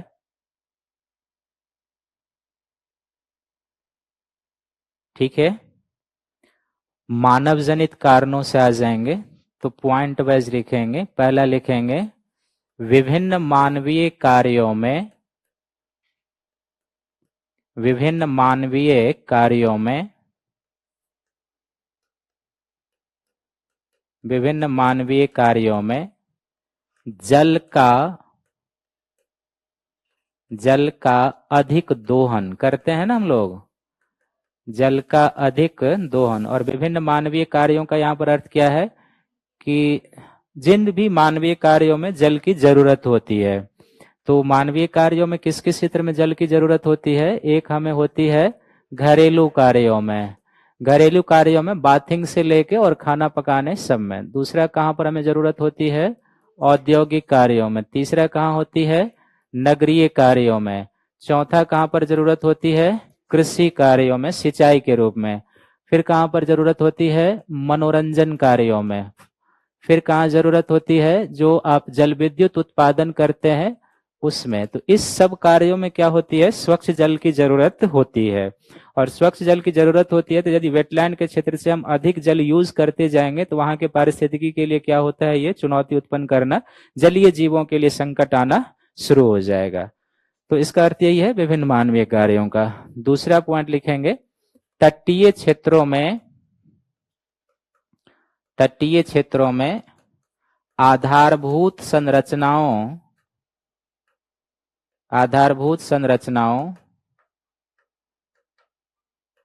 तटीय क्षेत्रों में आधारभूत संरचनाओं जैसे सड़क, रेल मार्ग, बंदरगाह, हवाई पट्टी, ड्रेजिंग आदि के कारण संकट। इसमें बात में समझ गए? जैसे हम उदाहरण देते हैं तो आप इसको समझ पाएंगे। डायरेक्ट साइड में अगर हो तो स्पेस, आप इस तरफ हम लोग आएंगे नहीं तो आप डायग्राम से बना लेंगे तो ज्यादा समझ में आ जाएगा। जैसे ये जो कोस्टल एरिया होता है ना, तो जाहिर सी बात है कि इस कोस्टल क्षेत्रों में अगर मान लीजिए इस रीजन में हम कहीं पर भी सड़क मार्ग का निर्माण करते हैं या रेल मार्ग बिछाया जाता है या बंदरगाहों का निर्माण होता है या आप हवाई पट्टी बनाते हैं, तो जाहिर सी बात है ये तटीय इकोसिस्टम को क्या करता है? प्रभावित करेगा कई तरीके से। अवसाद जाएगा वहां से, क्योंकि आप सड़क निर्माण कर रहे हैं, रेल बना रहे हैं, सड़क बना रहे हैं, बंदरगाह, तो जो भी हार्मफुल पदार्थ अवशिष्ट होगा वो कहां पर जाएगा? इन्हीं क्षेत्रों में आएगा। ड्रेजिंग का अर्थ है यहाँ पे कि तटीय क्षेत्रों में अगर आप जल परिवहन की सुविधा विकसित कर रहे हैं, तो तटीय क्षेत्रों में जल परिवहन की सुविधा विकसित करने ड्रेजिंग करते हैं, यानी खनन कार्य करते हैं, धारा चैनलाइजेशन करते हैं। तो इससे क्या होता है? जो कोस्टल वेटलैंड होगा, चाहे वो लैंगून हो, ज्वारनदमुख हो या मैंग्रोव के क्षेत्र हो, वो क्या होते हैं? प्रभावित होते हैं। जैसे एक बार प्रश्न सिविल सर्विसेज में आया भी हुआ है कि जो मुंबई से लेके यहाँ पर मुंबई और मुंबई से लेके अहमदाबाद तक का जो बुलेट रूट बन रहा है, पता ही होगा आपको। तो इस बुलेट रूट बनने के कारण क्या है कि मुंबई के पास लगभग 54,000 मैंग्रोव के वृक्ष काटे जा रहे हैं। तो उस समय प्रश्न पूछा था सिविल सर्विसेज में, चूंकि ये प्रोजेक्ट जो है काम जब शुरू हुआ था तो उसी समय भूमि अधिग्रहण को लेकर और काफी इसका विवाद होना शुरू हुआ था। तो मैंग्रोव, चूंकि यहाँ पर क्या है ना कि इस स्थल से ये मुंबई द्वीप पर जाएगा तो बहुत सारा तटीय एरिया के जो है सो सफाई होने, मैंग्रोव काटे जाना है। तो उस समय काफी चर्चा में था और सिविल सर्विस में पूछा गया था कि जो मैंग्रोव के क्षेत्र हैं इस पर संकट किन कारणों से है और इनके पारिस्थितिकी महत्व के बारे में आप हमें बताइए। तो ये जो क्षेत्र होते हैं, जब भी आप तटीय क्षेत्रों में इस तरीके का इंफ्रास्ट्रक्चर तैयार करेंगे, जो कोस्टल इकोसिस्टम होता है वो प्रभावित होने शुरू हो जाते हैं। तो इसका अर्थ हमें यही लेना है। तीसरा पॉइंट लिखेंगे, तटीय क्षेत्रों में या तटीय क्षेत्रों की ओर शहरीकरण या शहरी बस्ती, तटीय क्षेत्रों की ओर शहरी बस्ती और औद्योगिक केंद्रों के विस्तार से, औद्योगिक केंद्रों के विस्तार से, औद्योगिक केंद्रों के विस्तार से, औद्योगिक केंद्रों के विस्तार से, इस तरीके की जो परिस्थितियां हैं ना, एक दो चीजों को और आप समझते जाए। इसका अर्थ यह है कि जैसे मान लीजिए कि ये सुंदरबन का क्षेत्र है, यहाँ पर जो मैंग्रोव का एरिया है सुंदरबन, और यहाँ पर कोलकाता शहर है। अगर इस कोलकाता शहर या एरिया का समुद्र तट की ओर विस्तार होता है, और होगा ही, क्योंकि शहर का दो तरीके से विस्तार होता है, एक वर्टिकल होता है और एक क्षैतिज होता है। वर्टिकल हुआ कि आप बहुमंजिला इमारत बनाते जा रहे हैं। क्षैतिज एरिया है कि जो दिल्ली पहले छोटा था वो धीरे धीरे क्या हो रहा है, फ्रिंज एरिया इसका बढ़ते जा रहा है। तो जाहिर सी बात है कि जब ये इस तरफ बढ़ेगा, औद्योगिक क्षेत्र, मानवीय बस्तियां बढ़ेंगी, तो मैंग्रोव क्षेत्र को क्या करेंगे, हम काटते हैं औद्योगिक क्षेत्रों को विस्तार करने के लिए, ये शहरी बस्तियों को बसाने के लिए। तो एक तो इस रूप में ये हार्मफुल है ही, लेकिन इस तरीके की जो परिस्थितियां होती है, ये मानव और वन्यजीव संघर्ष को बढ़ावा देता है। क्योंकि अगर आप मैंग्रोव को काटेंगे, इधर से सी लेवल राइज कर रहा है, इसके कारण भी मैंग्रोव डूब रहा है, और मैंग्रोव डूबने का अर्थ है कि जो हमारे यहाँ रॉयल बंगाल टाइगर है उसके हैबिटेट में कमी आना, और ऊपर से आप शहरी बस्तियों का और नगरीय केंद्रों का विस्तार करके मैंग्रोव को सीमित करते जा रहे हैं। तो जाहिर सी बात है कि इस क्षेत्र में रहने वाला जो बाघ है वो जाएगा कहाँ, वो समुद्र में तो जाएगा नहीं। तो जब वो क्या होगा, आएगा स्थल की ओर, और जब स्थल की ओर आएगा तो मानव वन्यजीव संघर्ष क्या होगा, बढ़ेगा। इसीलिए आप कई बार सोशल साइट पर देखते हैं कि रोड पर बाघ घूमते हुए मिल जाएगा, चीते आगे, इस तरीके से। उसका रीजन ये है कि हम उनके नेचुरल आवास को क्या कर रहे हैं, धीरे धीरे डिमोलिश करते जा रहे हैं। तो जाहिर सी बात है कि उसका आवास कम होगा, वो शहर की ओर अतिक्रमण करना शुरू करते हैं। तो तटीय क्षेत्रों की ओर शहरी बस्ती और औद्योगिक क्षेत्रों के विस्तार से। अगला पॉइंट लिखेंगे, आर्द्र भूमि के क्षेत्र में अपशिष्ट पदार्थों का डंपिंग। आर्द्र भूमि के क्षेत्र में अपशिष्ट पदार्थों का डंपिंग, यानी खराब पदार्थ, चाहे औद्योगिक हो, नगरीय हो, अपशिष्ट पदार्थों का डंपिंग। फिर लिखेंगे अति और अवैज्ञानिक मत्स्यन। अति और अवैज्ञानिक मत्स्यन। फिर लिखेंगे आर्द्र भूमि के क्षेत्र में खनन। आर्द्र भूमि के क्षेत्र में माइनिंग, खनन। आर्द्र भूमि के क्षेत्र में खनन। फिर लिखेंगे अति पशुचारण और चारा एकत्रित करना। अति पशुचारण और चारा एकत्रित करना। फिर लिखेंगे विभिन्न मानवीय कार्यों से, विभिन्न मानवीय कार्यों से, विभिन्न मानवीय कार्यों से आर्द्र भूमि के क्षेत्र में अवसादीकरण। विभिन्न मानवीय कार्यों से आर्द्र भूमि के क्षेत्र में अवसादीकरण, सेडिमेंटेशन। क्लियर है? तो जब भी प्रश्न आए कि आर्द्र भूमि के समक्ष क्या चुनौतियां हैं, तो हमें इसी तरीके से दो वे में जाना है कि एक कुछ प्राकृतिक तरफ से भी चुनौती है, और मूल चुनौतियां वेटलैंड को कहां से, चुनौती का यहां अर्थ है कि संकट, या ये भी प्रश्न आ जाए कि आर्द्र भूमि के क्षेत्र में कमी क्यों आ रही है, क्यों वो दबाव, तो हमें इन्हीं पॉइंट के सहारे चलने हैं कि ये कारण है जिसके कारण ऐसी स्थिति हो रही है। नीचे में एक हेडिंग होगा, आर्द्र भूमि संरक्षण के अंतरराष्ट्रीय प्रयास। आर्द्र भूमि संरक्षण के अंतरराष्ट्रीय प्रयास। तो इसमें एक हो जाएगा जिसको हम लोग कहेंगे रामसर अभिसमय या संधि।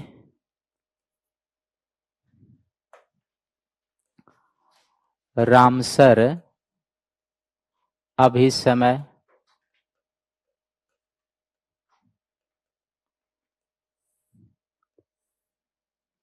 दूसरा इसी से संबंधित है जिसको हम लोग कहते हैं मॉन्ट्रिक्स रिकॉर्ड या सूची।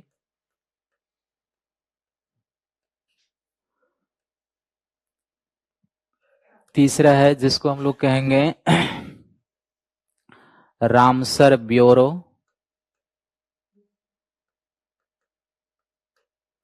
Ramsar bureau. चौथा हो जाएगा जिसको हम लोग कहेंगे CMS। पांचवा हो जाएगा wetland international. Wetland international. Wetland international. CMS का फुल फॉर्म होता है कन्वेंशन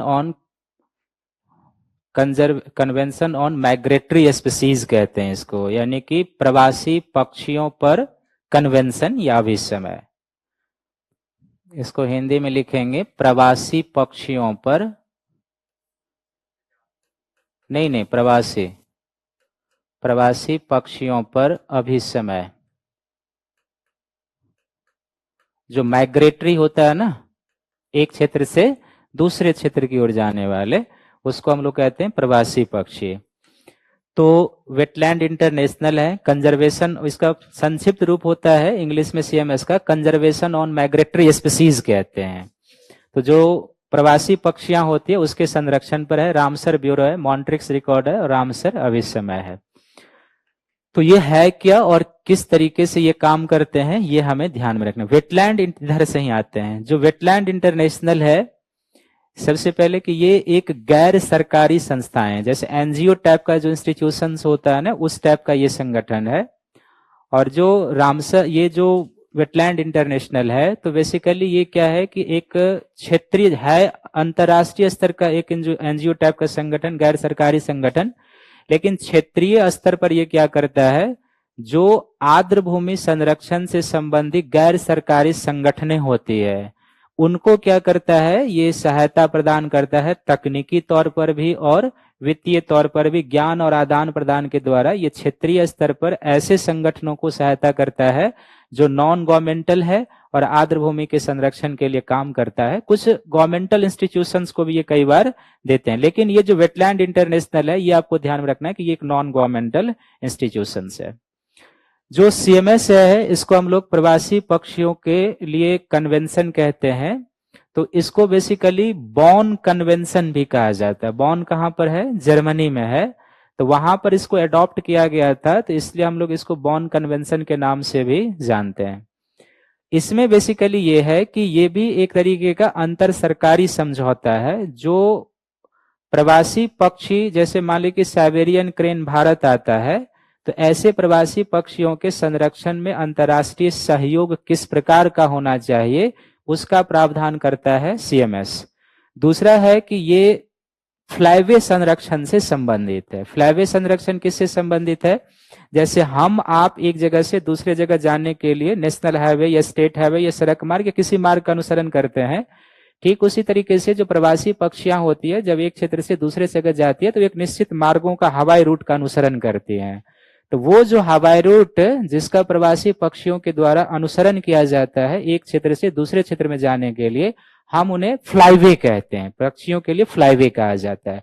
जैसे कई सारे फ्लाईवे हैं, उसमें एक फेमस फ्लाईवे है कि रूस के साइबेरिया से चलकर हिंद महासागर में मेडागास्कर द्वीप तक का एक फ्लाईवे है, ठीक है।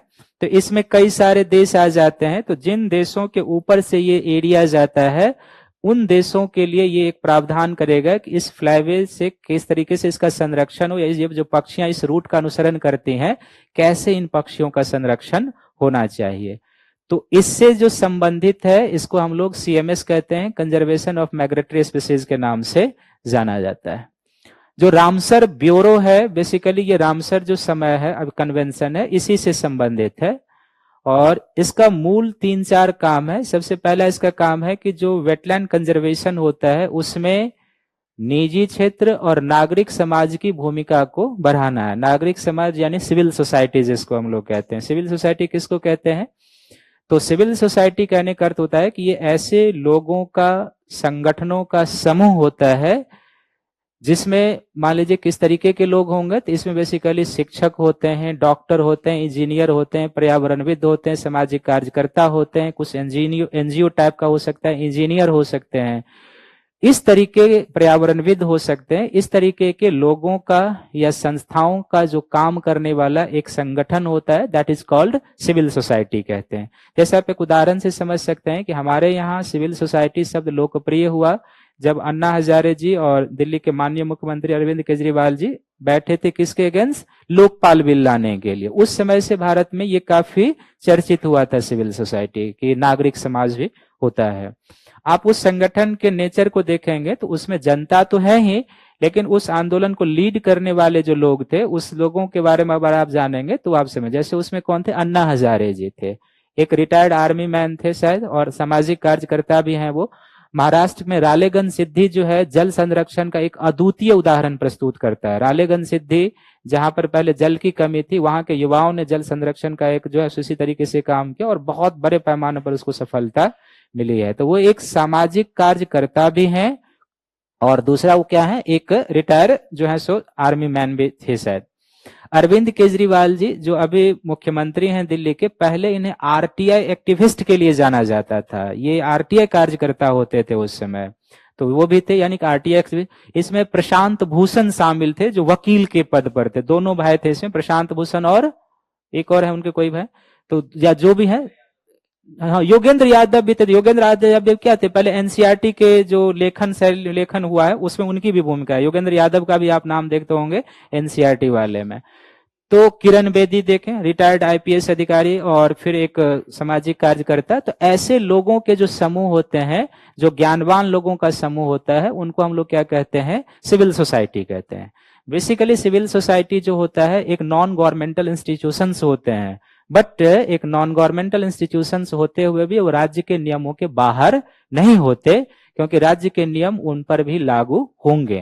क्योंकि अगर आप उस आर में आकर कानून और व्यवस्था को भंग करेंगे तो फिर राज्य के नियम के अंतर्गत तो आप आ ही जाएंगे। लेकिन बट वो नॉन गवर्नमेंटल इंस्टीट्यूशंस होते हैं और ये प्रेशर ग्रुप के रूप में काम करता है, दबाव समूह के रूप में। क्या कर रहे थे वो, अगर रामलीला मैदान में बैठे हुए थे और सरकार के ऊपर दबाव बना रहे थे कि भाई आप लोग पाल लाइए, है ना, तभी हम यहां से उठेंगे, नहीं तो नहीं उठेंगे। बाबा रामदेव भी उस आंदोलन में थे शायद, शामिल थे ना। इसमें हंसने की क्या बात है। तो ये जो रामसर ब्यूरो है ये बेसिकली क्या करता है, इस बीच में फिर उनका कुछ विवादास्पद बयान निकाला गया था। बेसिकली ये सब लोग समझ नहीं पाते। ये सब होता है ना, अपने आप को पब्लिसिटी प्रदान करने के लिए कुछ आप ऐसा स्टेटमेंट बोल दीजिए जिसको लेकर हाय तौबा हाय हल्ला मचा रहेगा। तो उसके माध्यम से क्या होगा ना कि जो भी आपको नहीं जानते वो भी जान जाएंगे कि बाबा रामदेव ने ये कहा, इन्होंने ये कहा। तो ये जानबूझकर कभी कभी मुझे लगता है किया जाता है कि बहुत दिनों से आप मीडिया में नहीं है तो क्या करेंगे, लोगों के बीच आने के लिए कुछ गुब्बारा छोड़ दीजिए, हो गया, वो चर्चा हो रही है उस पर, आप बैठे हैं और लोग अपना डिबेट बहस कर रहे हैं कि ये कौन किया भाई, तो ये किया। तो रामसर ब्यूरो का पहला जो काम है बेसिकली ये है कि ये जो आर्द्र भूमि होते हैं उनके संरक्षण में बेसिकली जो एनजीओ है, निजी क्षेत्र है और जो सिविल सोसाइटी जिसके बारे में मैंने बताया, इसकी भूमिका बढ़े वो है। दूसरा है आर्द्र भूमि के संरक्षण में जागरूकता लाना, और तीसरा इनका काम है कि आर्द्र भूमि संरक्षण के क्षेत्र में शोध और अनुसंधान कार्यों को बढ़ावा देना रामसर ब्यूरो का काम है। ये जो मॉन्ट्रिक्स रिकॉर्ड, कई बार मॉन्ट्रियो रिकॉर्ड कहते हैं या सूची कहते हैं, ये बेसिकली रामसर कन्वेंशन से ही संबंधित है। इसमें इसका अर्थ ये है कि अगर किसी वेटलैंड के क्षेत्र में, आर्द्र भूमि के क्षेत्र में मानवीय हस्तक्षेप अधिक हुआ है और उस मानवीय हस्तक्षेप के कारण अगर उस आर्द्र भूमि के पारिस्थितिकी में परिवर्तन आ रहा है या आने वाला है, और ऐसा परिवर्तन जो वर्तमान समय में जीवों के लिए हानिकारक है और आने वाले समय में भी वो जीवों के लिए हानिकारक हो सकता है, तो इस तरीके के वेटलैंड को क्या किया जाता है, इस सूची में शामिल कर लिया जाए। इसका सीधा से एक अर्थ है कि मानवीय हस्तक्षेप के कारण उस वेटलैंड के क्षेत्र की क्या हो रही है, गुणवत्ता डिग्रेड हो रही है, और जो गुणवत्ताएं डिग्रेड हो रही है वो प्रेजेंट में भी और फ्यूचर में भी क्या हो सकता है कि वहां के जीवों के लिए हानिकारक हो सकता है। तो ऐसे वेटलैंड को क्या किया जाता है, किसमें शामिल कर लिया जाता है, मॉन्ट्रियो सूची में शामिल कर लिया जाता है। इसका मूल पर्पस यही होता है कि ऐसे वेटलैंड की पहचान करके सदस्य जो देश है जिसका वो वेटलैंड है उसको उस वेटलैंड के प्रति, संरक्षण के प्रति जागरूक करना, क्योंकि अब ये खतरे की स्थिति में यहाँ के जीव के लिए ये क्या हो सकता है, चुनौती हो सकता है। भारत के 2 वेटलैंड अभी इस सूची में शामिल हैं। एक जो है सो केवलादेव नेशनल पार्क है, जो पानी की कमी और चारे की कमी के कारण इसको इसमें रखा गया है, और दूसरा मणिपुर का लोकटक झील है वो इसमें शामिल है, जो बेसिकली सेडिमेंटेशन के कारण जो है वो शामिल है। इसमें चिल्का लेक भी शामिल था जो उड़ीसा में है। चिल्का लेक को शामिल किया गया था गादीकरण के कारण, सेडिमेंटेशन के कारण, बट उसको फिर से साफ किया गया, उसकी इकोलॉजी पर ध्यान दिया गया, तो उसकी नेचुरल इकोसिस्टम फिर से बहाल हो गई, तो उसको क्या किया गया है, उस सूची से बाहर निकाल दिया गया है। प्रेजेंट में 2 रामसर स्थल भारत के इस सूची में शामिल हैं मॉन्ट्रियो रिकॉर्ड में। तो दो तरीके से यहाँ पर पीटी में प्रश्न हो सकता है कि रामसर सूची, ये मॉन्ट्रियो रिकॉर्ड क्या होता है, इस पर स्टेटमेंट करके बना सकते हैं प्रश्न। और दूसरा प्रश्न एक भारत के संदर्भ में हो सकता है कि भारत के कौन से रामसर साइट इसमें अभी शामिल हैं। तो दो हमने बताया, एक क्या है केवलादेव नेशनल पार्क और दूसरा कौन सा है। और ये जो रामसर समय है, अभी समय है, हाँ जी,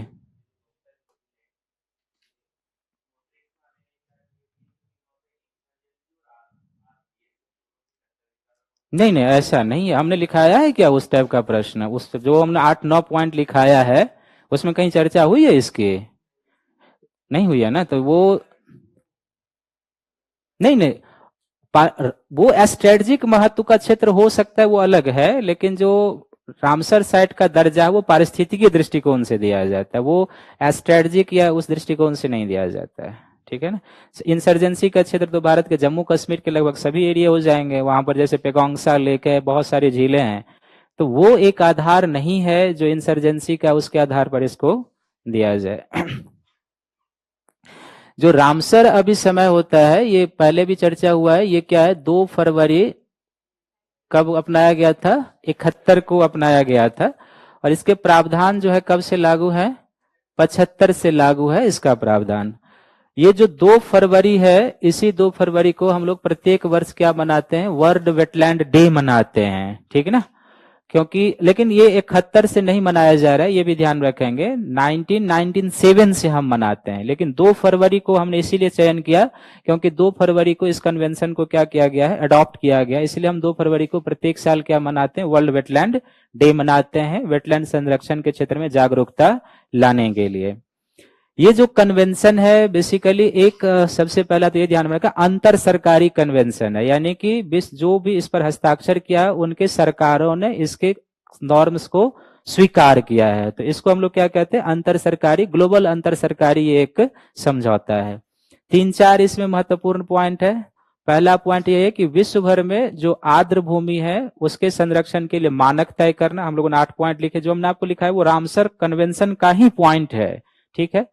तीसरा इसमें है कि आर्द्रभूमि संरक्षण के लिए विश्व स्तर पर संगठन तैयार करने और सभी संगठनों के बीच ज्ञान और सूचनाओं का क्या होना चाहिए, आदान प्रदान होना चाहिए ताकि उसका कंजर्वेशन हो। और चौथा इसमें है कि आर्द्रभूमि संरक्षण का जो है, या आर्द्रभूमि का क्या करना है, बुद्धिमत्तापूर्ण उपयोग सुनिश्चित करना है।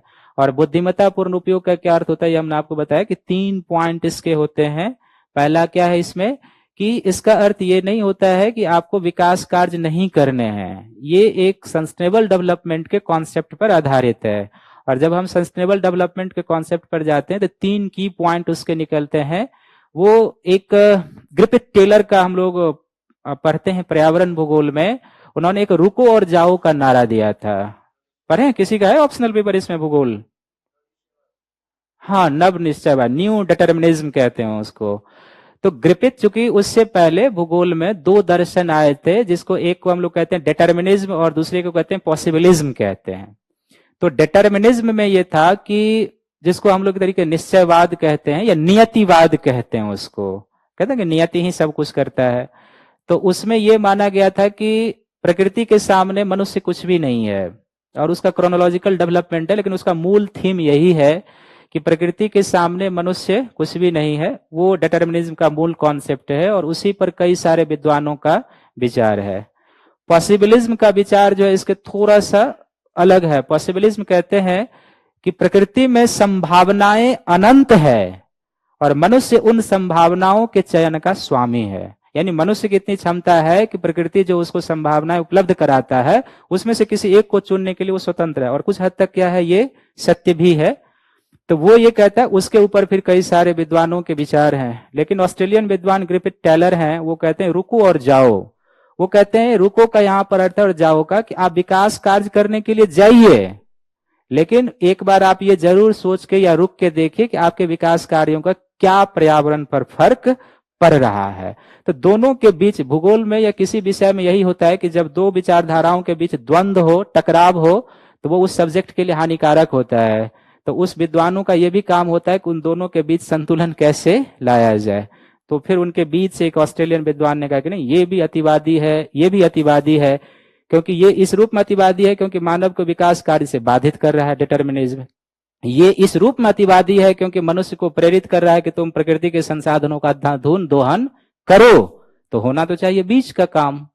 तो यह रुको और जाओ के कॉन्सेप्ट पर ही है कि आप जब भी प्रकृति के संसाधन का यूज करें तो सबसे पहले आप देखिए कि संसाधन के यूज होने से प्रकृति के ऊपर कोई उसका नेगेटिव इंपैक्ट ना आए, प्रकृति की धारणीयता बनी रहे। दूसरा, जिस जनरेशन में आप हैं उस जनरेशन को भी संसाधन मिलना चाहिए। और फिर तीसरा यह है कि आप अपने भविष्य को क्या देना चाहते हैं।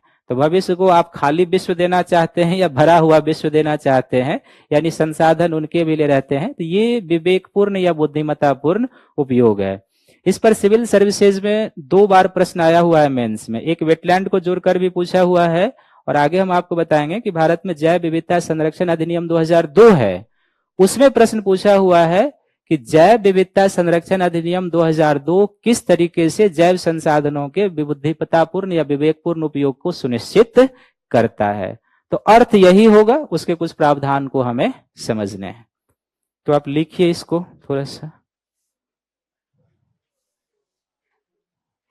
क्या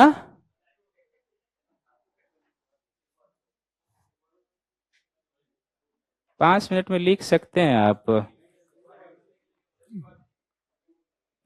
लिखेंगे रामसर, अब इस समय पहला लिखेंगे पॉइंट वाइज ही लिखेंगे, कहानी की तरह नहीं, बिल्कुल संक्षिप्त में लिखेंगे। 2 फरवरी 1971 को स्वीकार किया गया, 1971, 2 फरवरी 1971 को स्वीकार किया गया। दूसरा पॉइंट, 1975 से लागू है, 1975 से लागू है। तीसरा, भारत 1982 में शामिल हुआ, 1982 में भारत 1982 में शामिल हुआ। अगला पॉइंट, लेकिन यह एक भूमंडलीय यानी ग्लोबल, यह एक भूमंडलीय अंतर सरकारी समझौता है। यह एक भूमंडलीय अंतर सरकारी समझौता है जिसमें निम्न प्रावधान हैं, जिसमें निम्न प्रावधान हैं, जिसमें निम्न प्रावधान है। डैश देके पहला लिखेंगे रामसर साइट के मानक, रामसर स्थल के मानक। तो क्या है वो हम 8-9 पॉइंट लिखाए हैं। रामसर स्थल के मानक। दूसरा, रामसर स्थलों का वैश्विक नेटवर्क, रामसर स्थलों का वैश्विक नेटवर्क तैयार करना, ग्लोबल नेटवर्क। केवल भारत में ही नहीं होगा, इसका अर्थ यह है पूरे विश्व में वैश्विक नेटवर्क तैयार करना। तीसरा, रामसर स्थल के संरक्षण। भाई यहां पर एक प्रश्न है कि मॉन्ट्रियल प्रोटोकॉल क्या होता है। मुझे लगता है पर्यावरण ओजोन वाले क्लास में हुई है ना। हाँ, तो धनंजय मोदी जी, आप एक बार सर ने जो फिजिकल भूगोल पढ़ाया ना उसको एक बार आप देख लीजिएगा। वैसे किसी न किसी रूप में इस क्लास में भी चर्चा वहीं जाएगी। क्या लिखा है हम लोग, रामसर स्थल के संरक्षण, रामसर स्थल के संरक्षण पर अंतरराष्ट्रीय सहयोग को बढ़ावा, रामसर स्थल के संरक्षण पर अंतरराष्ट्रीय सहयोग को बढ़ावा। और एक पॉइंट और, रामसर स्थल के, रामसर स्थल के बुद्धिमत्तापूर्ण उपयोग, रामसर स्थल के बुद्धिमत्तापूर्ण उपयोग अर्थात बुद्धिमत्तापूर्ण उपयोग अर्थात संधारणीय उपयोग को बढ़ावा देना, सस्टेनेबल, अर्थात संधारणीय उपयोग, संधारणीय उपयोग को बढ़ावा देना। दूसरा लिखेंगे मॉन्ट्रिक्स रिकॉर्ड,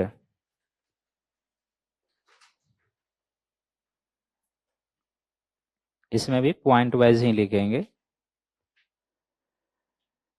लिखिए, आर्द्र भूमि या रामसर स्थलों की ही एक सूची होती है, यह सूची है रामसर स्थलों की ही एक सूची है। दूसरा पॉइंट, देखिए, यदि किसी आर्द्र भूमि के क्षेत्र में, यदि किसी, आज से थोड़ा ठंड बढ़ा हुआ लग रहा है ना। वैसे नवंबर तो बीत ही गए, दिसंबर आ गए, और 15 जनवरी तक ठंड रहती है, उसके बाद तो फिर आप हाफ शर्ट पे आ जाते हैं, है ना। और ठंड में आप देखेंगे कि खासकर लड़कों का ये स्टाइल होता है, ठंड लगते रहेगी, है ना, लेकिन वो नहीं पहने, और वो हाथ ऐसे करके, और कोई पूछे कैसे, ठीक है।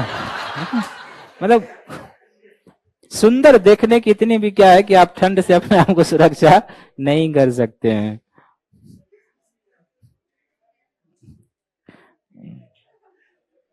क्या लिखा रहे थे? देखिए, यदि किसी आर्द्र भूमि या रामसर स्थल में मानवीय हस्तक्षेप के कारण, आर्द्र भूमि ऑब्लिक रामसर स्थल में मानवीय हस्तक्षेप के कारण, मानवीय हस्तक्षेप के कारण प्राकृतिक पर्यावरण की गुणवत्ता, प्राकृतिक पर्यावरण की गुणवत्ता इतनी कम हो गई हो, प्राकृतिक पर्यावरण की गुणवत्ता इतनी कम हो गई हो कि वह वर्तमान और भविष्य दोनों में, वर्तमान और भविष्य दोनों में जीवों के लिए हानिकारक है,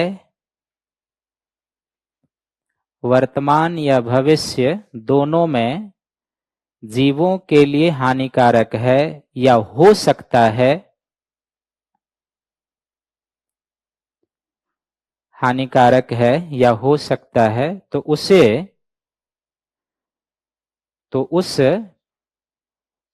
रामसर स्थल को इस सूची में शामिल कर लिया जाता है। तो उस रामसर स्थल को उस सूची में शामिल कर लिया जाता है।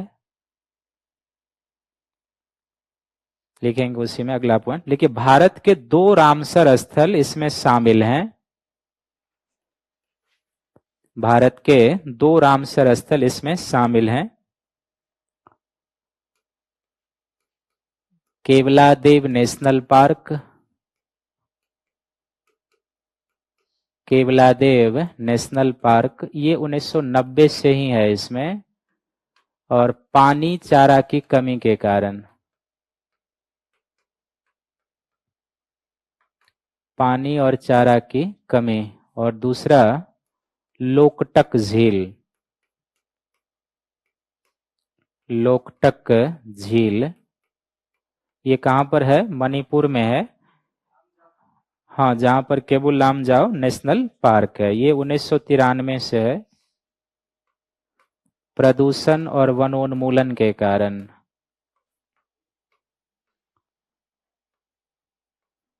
या निर्वनीकरण के कारण। यहीं पर नोट करके लिख देंगे। लेकिन उड़ीसा का चिल्का झील भी, उड़ीसा का चिल्का झील गादीकरण, सिल्टेशन, चिल्का झील भी इसमें शामिल था। 1993 में ही इसको भी शामिल किया था, परंतु गादीकरण, प्रदूषण और निर्वनीकरण, डिफॉरेस्टेशन, उड़ीसा का चिल्का झील भी ब्रैकेट में गादीकरण के कारण 1993 में शामिल कर लिया गया था।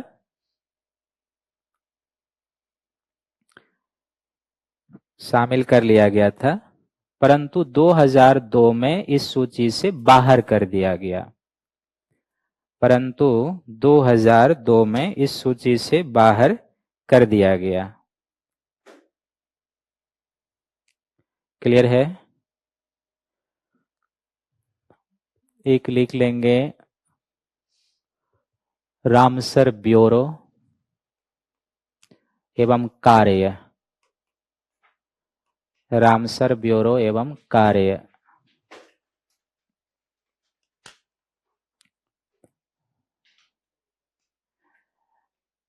पॉइंट वाइज लिखेंगे। लिखिए, आर्द्र भूमि संरक्षण पर जागरूकता बढ़ाना। आर्द्र भूमि संरक्षण पर जागरूकता बढ़ाना। किसी का क्लास नहीं ना अगला 12 साढ़े 12 बजे तक? 1 बजे से है ना, तो बस 5 मिनट में आपको छोड़ देते हैं। जागरूकता बढ़ाना, आर्द्र भूमि संरक्षण पर जागरूकता बढ़ाना। दूसरा, आर्द्र भूमि संरक्षण के क्षेत्र में, आर्द्र भूमि संरक्षण के क्षेत्र में निजी क्षेत्र, निजी क्षेत्र, एनजीओ और नागरिक समाज, सिविल सोसाइटी इसी को कहेंगे, नागरिक समाज की भूमिका को बढ़ाना। नागरिक समाज की भूमिका को बढ़ाना। तीसरा, आर्द्र भूमि संरक्षण पर, आर्द्र भूमि संरक्षण पर शोध कार्य को बढ़ावा। शोध कार्य को बढ़ावा। सीएमएस में लिखेंगे,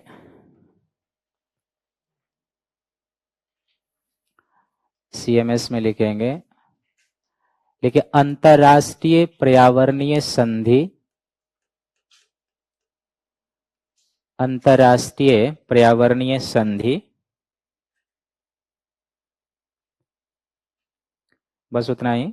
दूसरा पॉइंट, 1979 में यूएनईपी, क्या फुल फॉर्म हो गया इसका?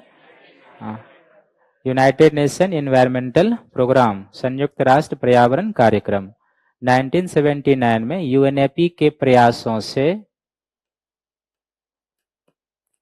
यूएनईपी के प्रयासों से जर्मनी के बॉन सिटी में अपनाया गया। जर्मनी के बॉन शहर में अपनाया गया, इसीलिए इसको हम लोग क्या कहते हैं? बॉन समझौता या बॉन कन्वेंशन कहेंगे। अगला पॉइंट लिखेंगे, 1983 से लागू है, 1983 से, 1983 से लागू है। लिखेंगे, इसका मुख्य कार्य या मुख्य उद्देश्य, इसका मुख्य उद्देश्य यानी बॉन कन्वेंशन का मुख्य उद्देश्य फ्लाईवे संरक्षण को बढ़ावा देना। तो फ्लाईवे क्या है, ये याद रहेगा ना? फ्लाईवे संरक्षण को बढ़ावा देना। फ्लाईवे संरक्षण को बढ़ावा देना। दूसरा, प्रवासी पक्षियों के संरक्षण पर, प्रवासी यानी जो माइग्रेटरी होते हैं, प्रवासी पक्षियों के संरक्षण पर अंतर्राष्ट्रीय सहयोग को बढ़ावा। प्रवासी पक्षियों के संरक्षण पर अंतर्राष्ट्रीय सहयोग को बढ़ावा। एक पॉइंट और लिखेंगे इसमें, लिखिए, भारत भी इसका पक्षकार है, यानी सीएमएस का, भारत भी इसका पक्षकार देश है और समय समय पर इसका भी सम्मेलन होते रहता है, ठीक ना? और लास्ट है वेटलैंड इंटरनेशनल, वेटलैंड इंटरनेशनल।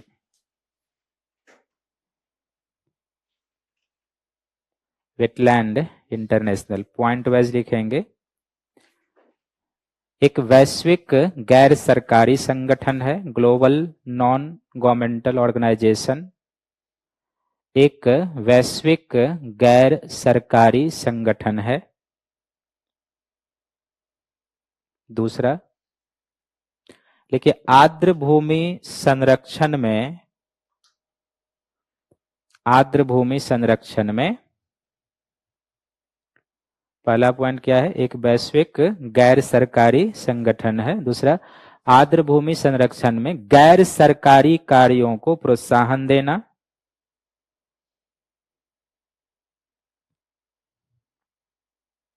गैर सरकारी कार्यों को प्रोत्साहन देना। और तीसरा, देखिए ज्ञान, सूचना, ज्ञान, सूचना और व्यावहारिक अनुभवों के आदान प्रदान के द्वारा, व्यावहारिक अनुभवों के आदान प्रदान के द्वारा नीतियों का समर्थन कर, नीतियों का समर्थन कर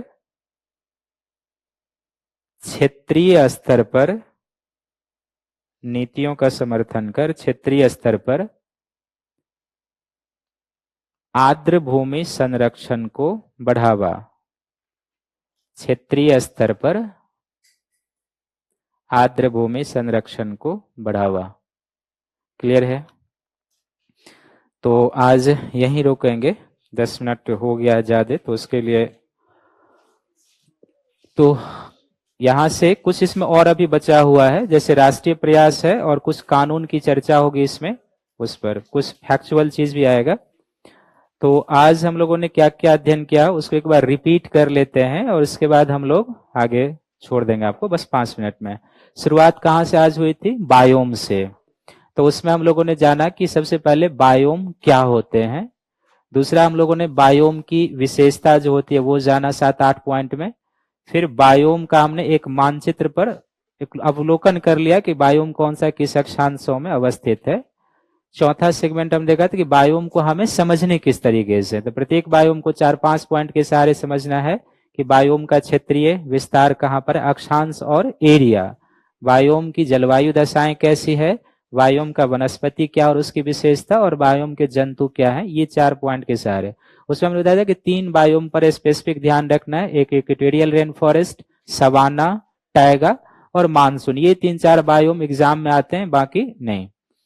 उसके बाद हम लोग कहां पर आ गए, तो हर एक बायोम के बारे में कुछ हम लोगों ने देखा भी है। एक बार आपको उस पीपीटी के थ्रू अभी घर पे जाएं या रात में जब भी हो एक बार जरूर उसको पढ़ना है, ठीक ना। तो अभी अगर आपको वो 30% या 40% याद हुआ होगा, एक बार पढ़ेंगे 10% और इंक्रीज कर जाएगा। लेकिन जब भी उस पीपीटी को पढ़ेंगे बगल में आप एटलस जरूर रखे रहेंगे, पॉलिटिकल मानचित्र वाला, क्योंकि जब क्षेत्र की चर्चा होगी, अक्षांश की होगी, तो आप उसको समझ पाएंगे कि ठीक है ये इंडो मलायन क्षेत्र ये है, इस तरीके से तो ज्यादा समझ में आएगा। तो एक एटलस बगल में रहेगा पेज उसका। उसके बाद हम लोग कहाँ गए थे? वेटलैंड पे। तो वेटलैंड क्या होता है ये हमने जाना, वेटलैंड की विशेषताएं क्या होती है ये हमने जाना, वेटलैंड का वर्गीकरण कर लिया था, वेटलैंड को चुनौती किससे है वो हमने जाना, और वेटलैंड संरक्षण के प्रयास में हम लोग अंतर्राष्ट्रीय प्रयास कर चुके हैं। कल हम लोग वेटलैंड संरक्षण के राष्ट्रीय प्रयास करेंगे, और फिर उसमें जो कुछ फैक्चुअल एरिया है 75 रामसर साइट है, उसको रटना नहीं है, वो एक पीपीटी पर होगा, एक बार दिमाग से कल गुजर जाएगा। तो कल हम लोग चलेंगे जो रामसर स्थल का, या जो इस आर्द्रभूमि में कुछ बचा हुआ पार्ट है उसको कवर करेंगे। मैंग्रोव आप पढ़े हुए हैं तो हम उस पर डिटेल डिस्कशन नहीं करेंगे, केवल हम पीपीटी के थ्रू आपको बता देंगे। लेकिन मेरा जो पीपीटी होगा वो जैसे हम क्लास में कराते हैं वैसे ही होता है, तो उस पर हम लोग 10 मिनट चले जाएंगे। और फिर कल से हम लोग बायोडाइवर्सिटी वाले टॉपिक में चले जाएंगे। तो बायोडाइवर्सिटी एक लंबा टॉपिक है, उसमें हम आप 3-4 दिन तो कम से कम रहेंगे पूरे जो बायोडाइवर्सिटी का टॉपिक है। तो आगे के आने वाले जो 3 से 4 क्लासेज हैं पूरी तरीके से बायोडाइवर्सिटी पर रहेगा। ठीक है, थैंक यू, धन्यवाद।